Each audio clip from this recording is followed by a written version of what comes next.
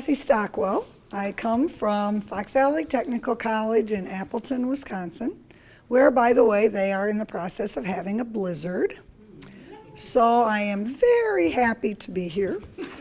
And from here, I'm going to Texas, so I don't even have to go home and deal with it. I was at Fox Valley Tech for 29 years. When I was there, I had a number of different roles. But two of the things that remained consistent over the 29 years, I always taught, even after I became a dean, moved into management. And the other thing was I always advised, even when I moved to what some people call the dark side. And we had a faculty-based system, and I actually, for the last 10 years, continued to advise, but also coordinated the faculty advising. So anyway, that's my background. So I've been around advising for a really long time. So you probably have seen this quote, maybe. I think at least Karen used it. I'm not sure if Jane did. But I really think this speaks to a lot of what we do in education. We make things much harder than they really are. We task force things to death. We have a task force, and then we have a task force to talk about what they decided, and then we have a task force to talk about that. So on the meeting side of things, we make things more complicated, but also on the student side. I just think that a lot of the things are so simple, we just need to think about them and do them. And actually, we are doing them, but we don't think about that we're doing them, and we think it's so difficult. Does that make any sense? All right. So Vincent Tinto was one of the first gurus of advising. He's been around for a really long time. And what he said in this quote was many years ago, but actually it's still very applicable today. So what's that one word up there that's the current buzzword? Retention, right? At the school level, at the state level, at the federal level, everybody's talking retention and graduation rates, right? So how do we get our students to stick around and to graduate? Right now, your chancellor told us yesterday that you have a 19% graduation rate. Nationwide, and this is true of Louisiana as a state, the average is 25%. Your chancellor is aiming for 50% by the year 2017. That's a big jump. And I wish you all luck with that. And I think you're on the going in the right direction. And these are the kinds of things that are going to help that. The advice, the information advice, making sure that we work with our students, we support them, that we give them the right information, and that we're all, that we're all on the same page as we're giving them that information. And also involvement. We want our students to be involved, right? So we have we're a two-year campus, we're a commuter campus, right? Our students are single moms, single dads, they work 1, 2, maybe 3 jobs. How do we, and they can't do extracurriculars, many of them. How do we get them involved? What do we do to make them feel a part of the institution? One of the things that I do in one of my classes, and I think it works very well, is get them involved academically with other people in their class, so that outside of the class they're maintaining some sort of contact, so that they feel like they've got an investment in someone else's experience as well. Absolutely. If you can get them involved, get them to meet some people in a class, it's amazing what will happen. they bond, they eat lunch together, they take classes together, they graduate together. And that is an involvement, not in extracurriculars, but actually it's an involvement in what they're here for. It's an involvement in their education. And in many cases, those are the students who will get the better grades, who will follow through on things. So it's really, the more we can do that, especially with those students who can't be involved in other ways, the better off we're going to be.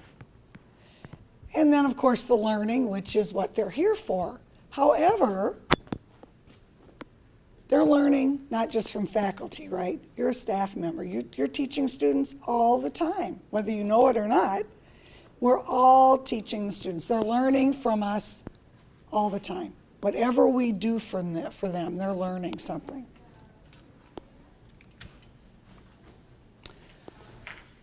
So we know that excellent classroom instruction, that's what they're here for, that's what we need to give them. But the caring attitude, they need to know that we want them here and that we care if they succeed. Does that mean we're going to coddle them? Does that mean we're holding their hand every step of the way? We do. We do? Doesn't mean that. Okay. That's okay. I mean, if that's what you do. But it doesn't have to mean that. And what it means is that they know that we're there for them, that they can come to us, but that we are helping them get on their own feet. We want them to make their own decisions. You know, if a student came into my office, which happened enough, they throw papers down on the table and say, what am I going to take next semester? I don't know. What are you going to take next semester? Well, I don't know. You're supposed to tell me that. No, I'm not supposed to tell you that. I'm supposed to sit here and listen to what you're thinking, hear your reasoning, and then let you decide if what you're doing is right or not. And if it is, fine. If not, then to look at other options. But I'm not here to tell you what to do. And that's a big thing. I have two stories about the students don't care how much you know. I had a student, this was a number of years ago, probably 20, and several students were asked to write letters of recommendation for me by someone else, not by me, for an award. And the one student wrote really nice letter, and her last paragraph, she said, at the beginning, Kathy wanted me to graduate more than I did. And she said, when I sat back and thought about that, if she really thought it was that important, then maybe I should think it's that important too. She graduated, she went on to get a bachelor's, she worked on a master's. And I don't think she would have done it had she not had the sense that I really cared that she did that. The other thing is that just this past fall, I went to the apple orchard. And I saw the name and I thought, I know I've had some students with that name. I wonder if any of them are involved in this.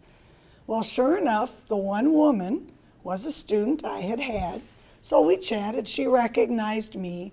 And her daughter-in-law, they own the orchard, so she introduced her to me and she said, this is Kathy. She was my advisor. She's the reason I graduated.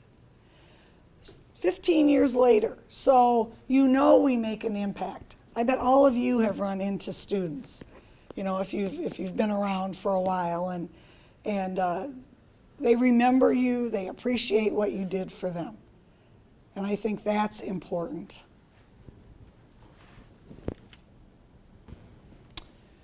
So we talked about extracurricular activities and that kind of thing. What about that early intervention? I know you have an early alert system on Blackboard, correct? But what other kind of early interventions, aside from that system? My students don't show up for a couple of classes. Thank you. Doesn't take long, does it? No. Nope, it doesn't. And it's a nice, Funny when their mothers and fathers call back, though. yeah, well, I understand that all too well. But that's something, it doesn't take very long, takes a couple of minutes out of our day, and we may save them, we may not. But at least they know that we know they're not there, and we care. Why not? Some of them are just going to disappear. There's nothing we can do. But an awful lot of them are going to come back. You know, we have a lot of first-generation students, right? And in their defense, I know they're adults, they should know better, but they don't understand the education system. They don't know that if I can't be there, I really should let somebody know that this really is no different than a job. You know, I'm working, and if I can't be there, I call in or I'm fired. And I don't think they realize that they really need to do the same things for us. So what else? Who else and what else can be done besides calling them? You know our early intervention process that we have, Right, the referral. the referral, yep. So that's another step. Sometimes assignments can be structured in a way so that students don't hit an overwhelming point or feel like they're not doing anything. And I just think of an example I had in a class where the assignments was so large that the building up to it, that some of them didn't make it. And then when they had to do it, they weren't successful. So I broke it up into a lot of smaller bites and then had them put it all together. The intervention aspect of that was that I got them building something before they actually had to hand it in. Right. It's just in the way we approach our assignments, I think. Right, I think so too, and I think, again, we have new students, never been on a campus, their families never been on a campus, and all of a sudden we hit them with a 25-page paper the third week of school or whatever the project might be. They don't get it. And again, I'm not defending the students, but in a way I am, because I think they need to learn. And if this is something that's brand new to them, maybe as they're in their fourth semester or fifth semester, we can have them write a 25-page paper, but by then they understand the process. Now they don't. So let's chunk it up, and then they have a finished product when they're done. So that's another way that we can work with these students. We do that in our division, it's called early engagement. So for most of your classes, you just kind of give them, like, the assignments aren't even course specific. It's to engage them into the class where they meet other people. And then they're trying to test, can they submit things and follow directions is really more what it's about. And they're similar, you know, from class to class. So it's just kind of, in my classes, it allows them to start with an A. All they have to do is read, and then I tell them, you know, after they're successful with it, which the majority of them are, I'm like, well, you're starting with an A, you know, so let's get on with learning our subject now. Right. That's an excellent way. Make them feel comfortable. No matter how you do it, the two really good examples, then they're off to a good start. And they get the sense that I can do this. And hopefully that carries through. And we all know that they have external pressures. Again, they're coming in, first generation, they might be single mom, single dad, one job, two jobs, and so on and so forth. So this is where that collaboration across the whole campus is really crucial. And that as faculty, we know who to refer to outside of the academic side, and on the staff side, that we know who to refer to on the academic side, so that we're all working together for the students. The one I want to point out here is that realistic expectation. How many of our students come in here with totally unrealistic expectations? a number of them.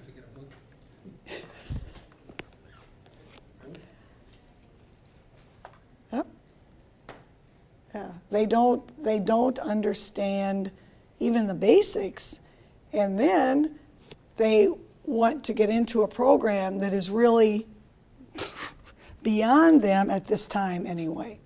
So what do you do in your classes to help them be realistic?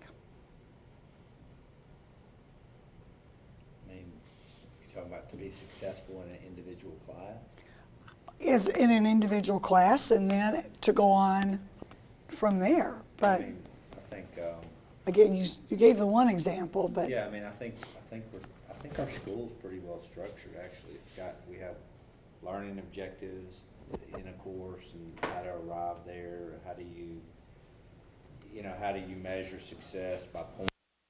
What is an assignment worth? Points, and points add up to completion, and completion of a course adds up to completion of a degree. I mean, that's kind of explained over and over and over again.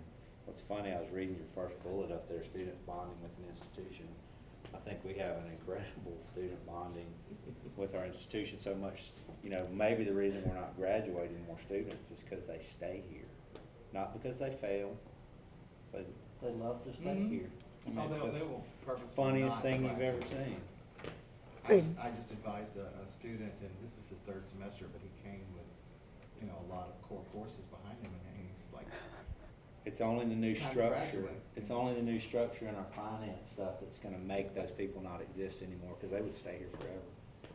and he just did not want to go. And I finally said, well, look, graduate, and then if you want, you can come back and take some courses, that's okay. We'll put up with you for a little while longer. It's funny, there's a lot of them. yeah, well, in a way, that's good, but on the other hand, you're right, the new financial aid and all that kind of stuff is going to really preclude that unless they've gotten a job where they can now afford to pay their own tuition, but, One of the problems, and I think we can help students with this, is that they cannot imagine life outside of Shreveport Bossier. They have no idea what it would be to move away from Lawton, or, so they really have no expectation that they'll ever leave this place. And yet they want to study theater, or they want to study, and yeah, there's some opportunities here for that, but they might be better served moving to Dallas or New Orleans or, someplace else. right. It's Those- just like us trying to teach Yeah. fine dining, and their idea of fine dining is Applebee's. Yes. Where?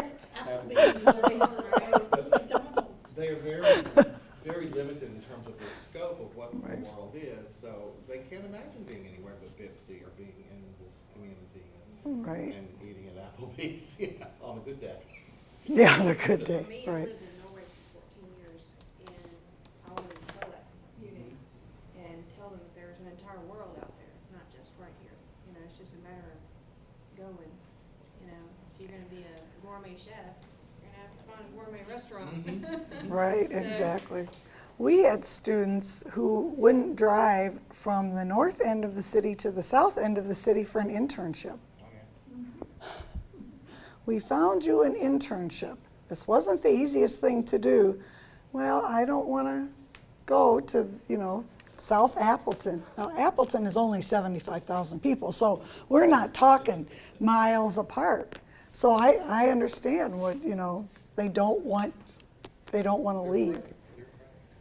Our first student who left Happy Valley and took a job in New York, we had a party, our staff. We were so happy. Somebody finally is leaving Happy Valley. So, yeah, I think students like Not like like that. you wanted to kick them out, but you just thought it was a good thing. Yeah, hey, she's really, like you said, there's a whole world out there.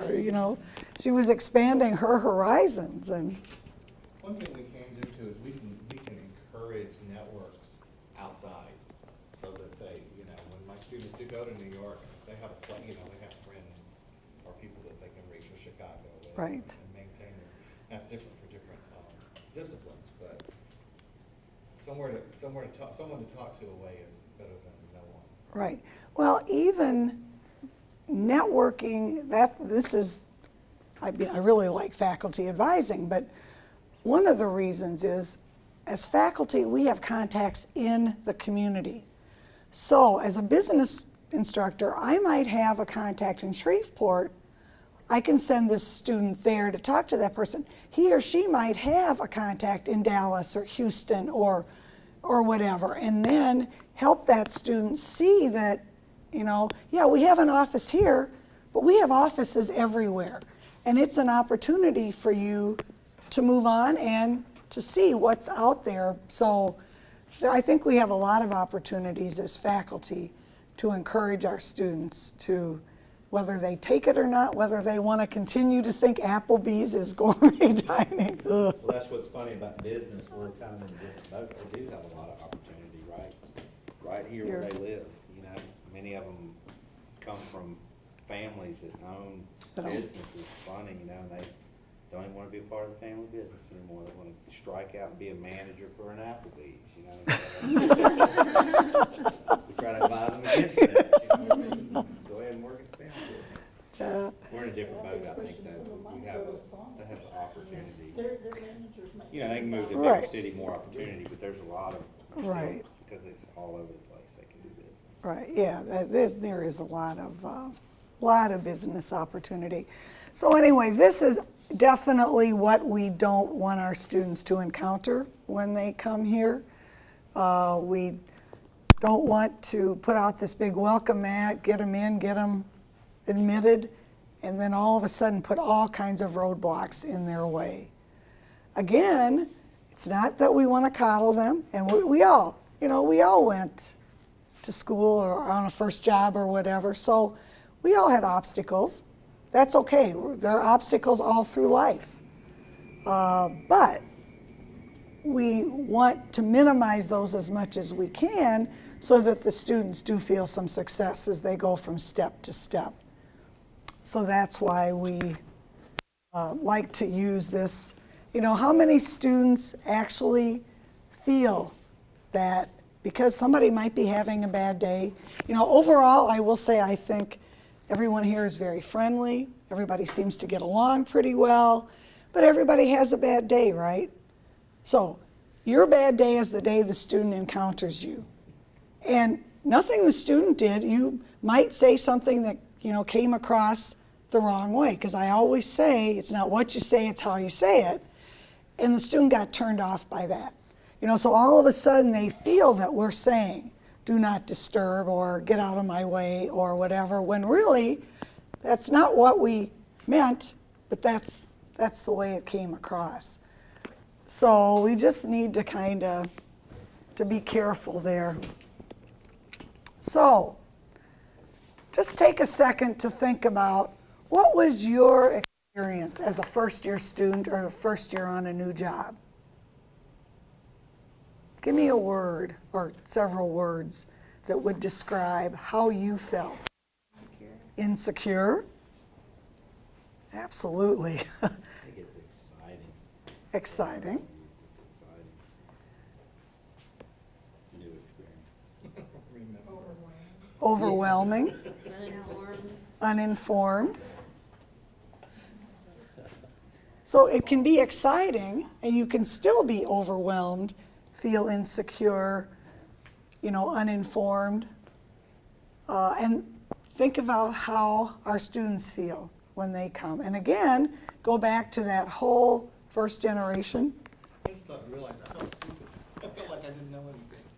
Yeah. I was usually coming from somewhere where I knew a lot, you know? So you leave college and you go to, you know, a new place or a new job or whatever, and it's like, I don't know a thing. Right, absolutely. You know, and how many of us had no problem in high school? And then all of a sudden, even if we got to college, we were all excited to be there, we worked our way through the whole admissions thing, no big deal.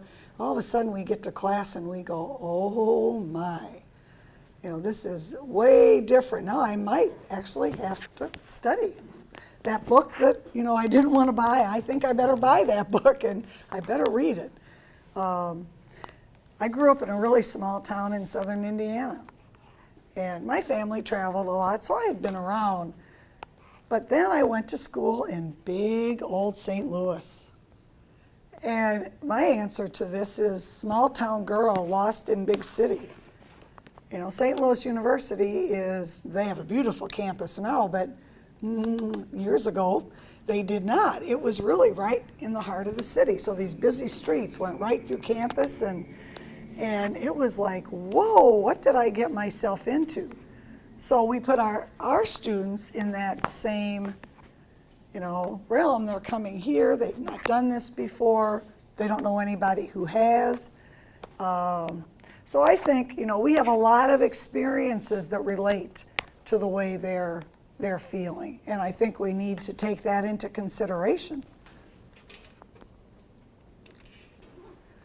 So where are there advising opportunities? I don't know if you can read that whole thing, but they're everywhere, aren't they? And they really involve all of us, no matter what our role is. And what I really should have at least 2 others at the top before a student applies. What don't I have up there? I was running out of space, so I left those. Senior year or something like that. Okay. High school. Connection with high school seniors or even juniors and the counselors at the high school. What else?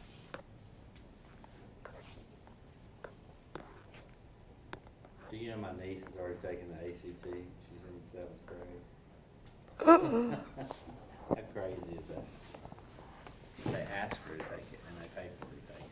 Oh, wow. Big school coming to ask her. So it can't be even earlier than that, I suppose. Well- Not for Bitsy, though. Right, not for Bipsy. Well, we used to go to middle schools. What's middle school in Appleton? 6th, 7th, and 8th grades. We would go and talk about our programs.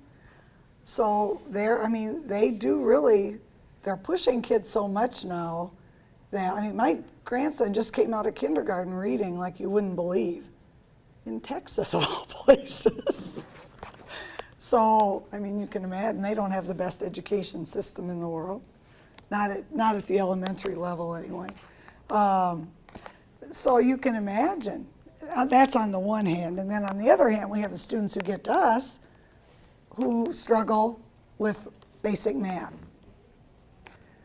But the other thing I was thinking was even our recruitment process and visits to campus. When a prospective student comes to visit, and I know you probably have a lot who don't, a lot who show up tomorrow and say, I want to be in this program and I need to register. You also do have those who think ahead and come and visit the campus. And that's when we really need to make that good impression. And I know some of the students, again, because we are a 2-year campus, we're a commuter campus, they live right here, they don't have a whole lot of options. But are there other 2-year campuses nearby? Other options for them that they could choose besides Bipsy? There are the 4-year schools, there's technical schools. Okay. Southern. Yeah, there's several 4-year schools, there's really only 2 years. 2-year. College. Okay. Southern's 4 years, isn't it? Southern's 2. Is it? Oh, I Southern didn't Shreveport's realize that. 2 years. Oh, And then we used to have Phoenix here, and then Remington College, and all the little private schools. Yeah, there were lots of choices. And people would pick some of those schools because of their advertisement or whatever, and without even talking to anybody. It's kind of funny how they do that. They're so much more expensive than we are, I though. know they dropped Like the dollars CTC there. is unrealistically expensive, like way more expensive than we are. oh, they are. They The have I've gone salesmen up there there, though, and that like- sell it. I know, the which is for-profit. fine. And Yep. what little bit of budget Tracy has to bring a person into our school, we'll get rid of them instead of advising them. We'll say something like, well, we're too busy, whatever. Kind of backwards. I have an acquaintance, I can't call her a friend because I don't know her that well, but an acquaintance who told me she was an advisor for Rasmussen, which is one of the for-profit colleges in Appleton. And advisor, quote unquote, was salesperson. Marketer. A marketer. But they were billing themselves as advisors, but really what they were doing was giving the students a big sales pitch up front. And so anyway, students do have other options. So we need to take every opportunity we can to communicate with them that they're where they should be. Oh, I hate this slide. I should have fixed it. Okay, we talked about that and that whole sense of belongingness. There is no one magic bullet, and that's why we're all in this together.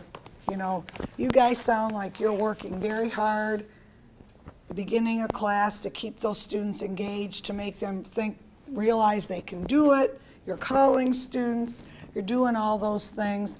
That's great, but you need support from everybody else on campus, because if it's a student who's a little shaky for whatever reason that might be, it takes more than just you to help that student succeed.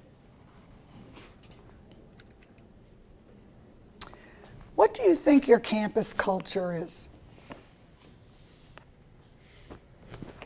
Both the campus, meaning you guys, administration, and then meaning the students.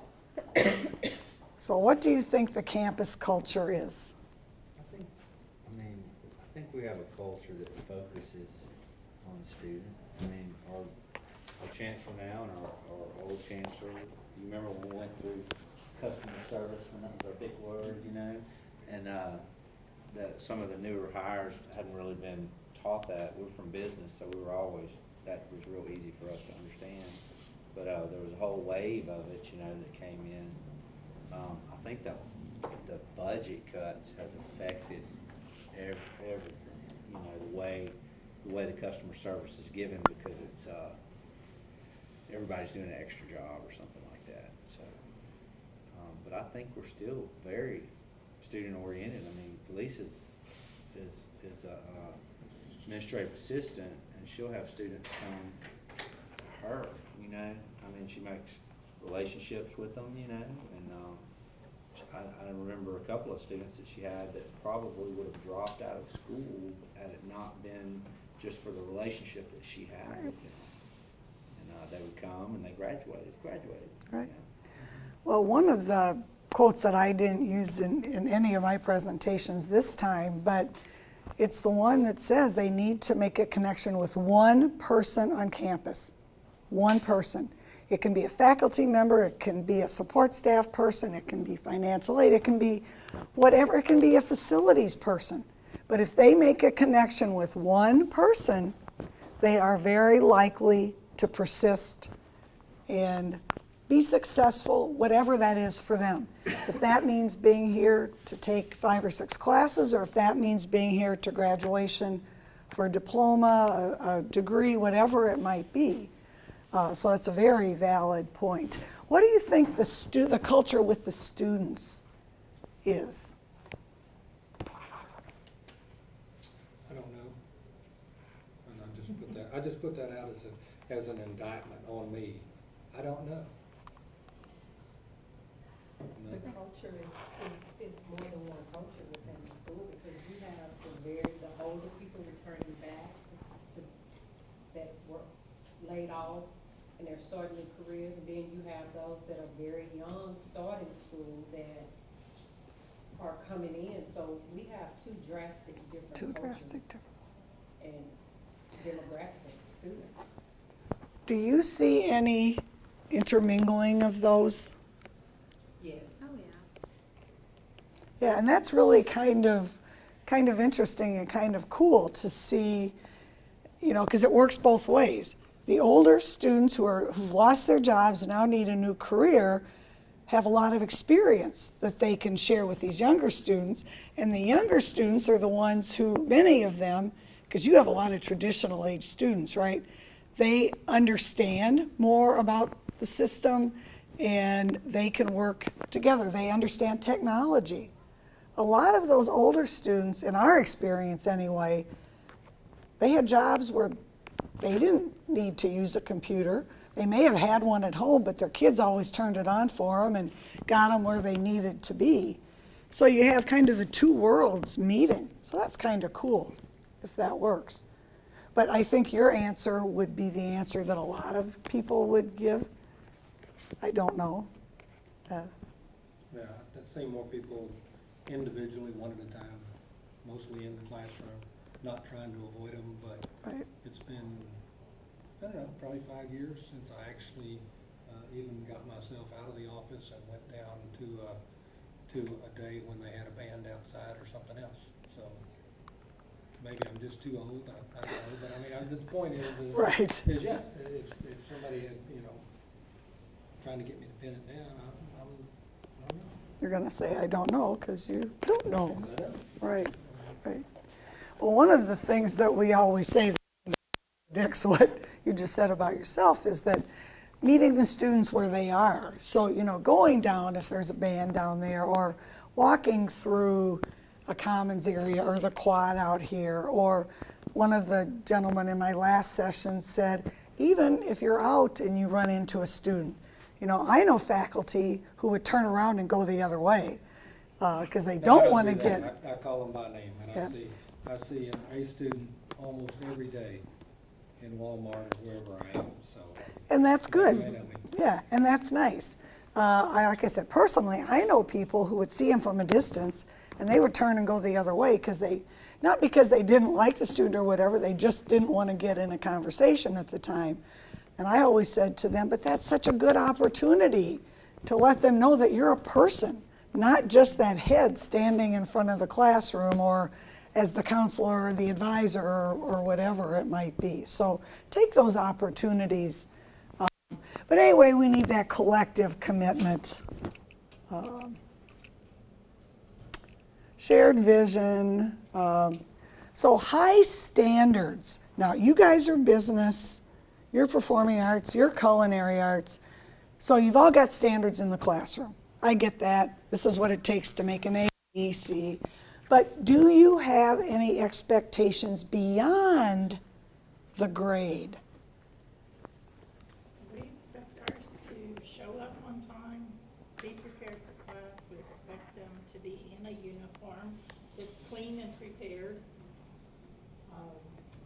And then they also go out in the public and they represent BIPSI out in the public.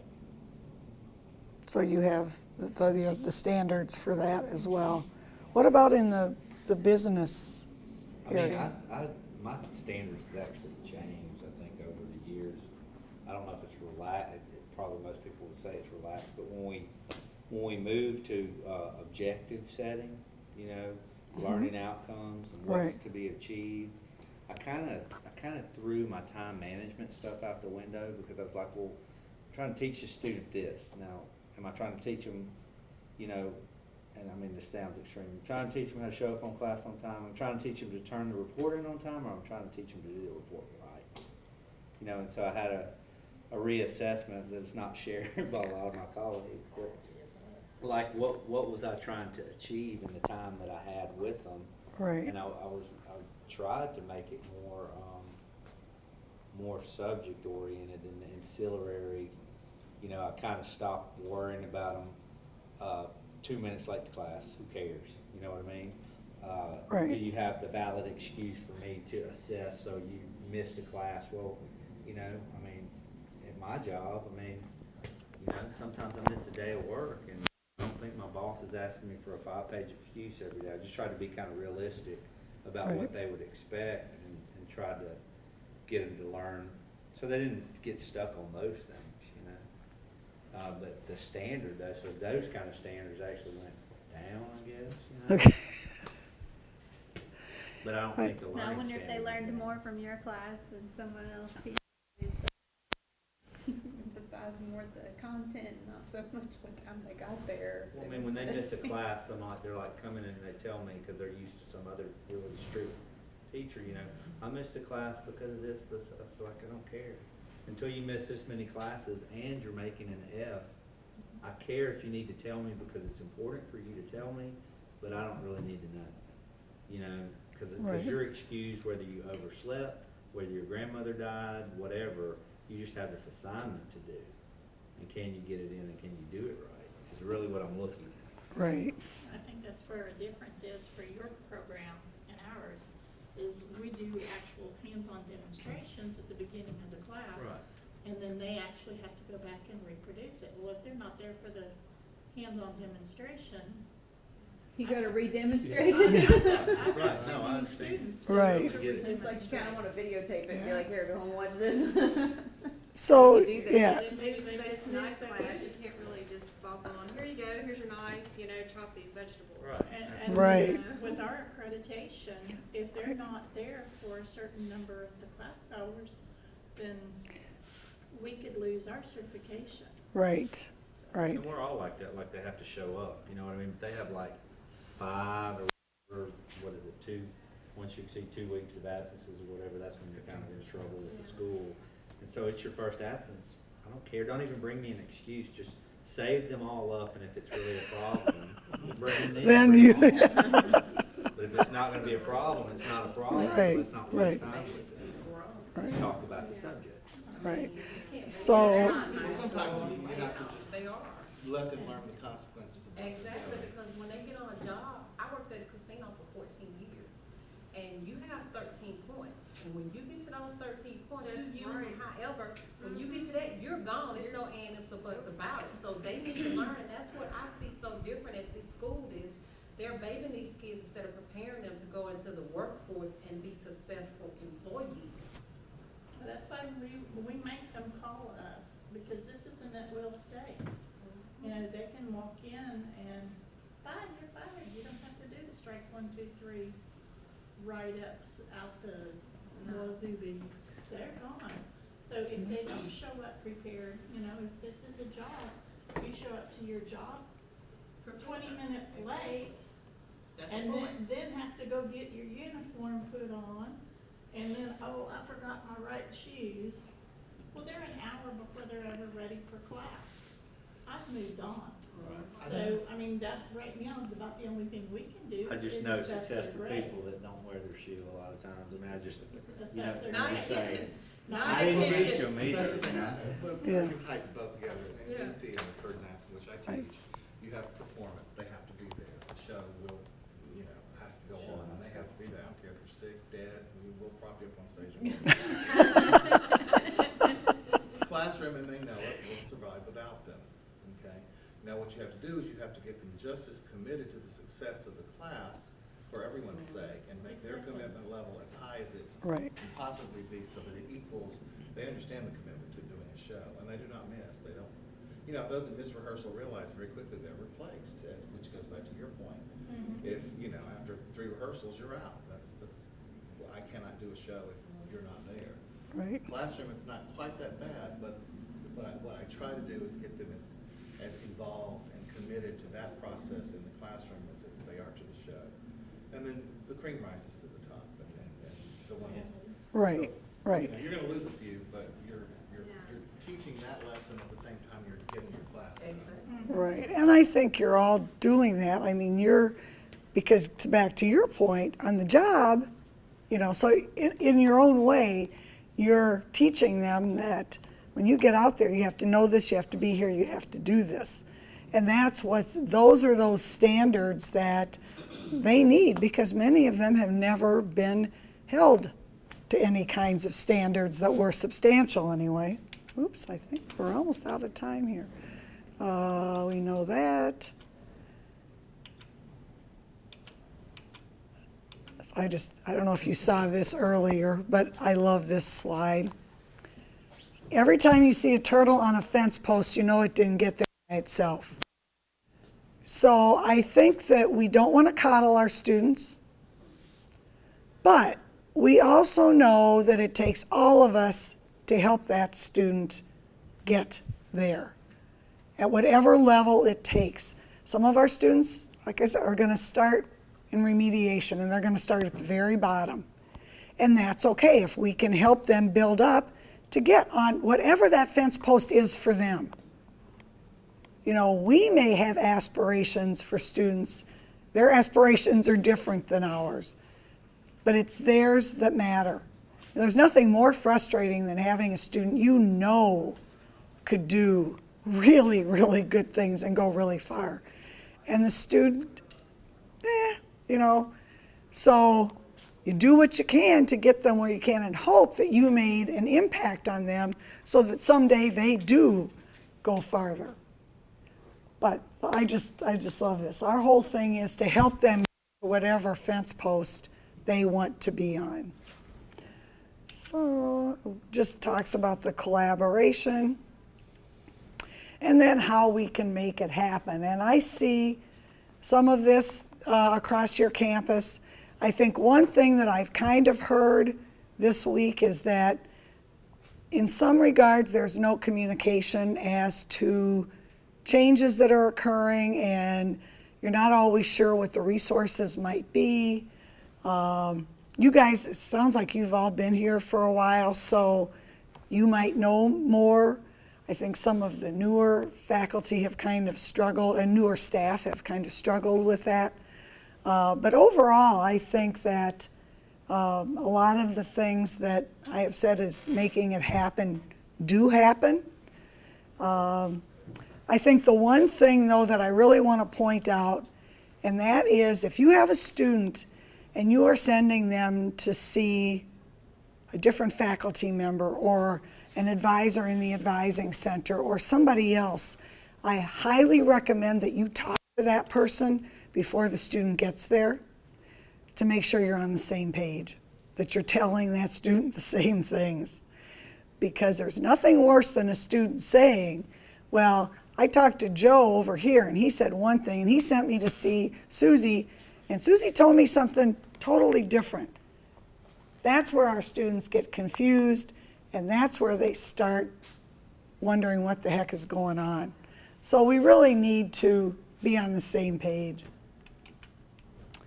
And then we have to, the one thing in this list is we really need to respect not only each other but our students. Sometimes students make that hard, especially if we know that they're lying to us and doing things that they shouldn't be doing. But we really need to start out with that respect for each other and for our students. And then I really like this quote as well, if you've never seen that one. So working together for student success, all of us and our students. Remember, it's not our job, it's their job. It's just our job to help them.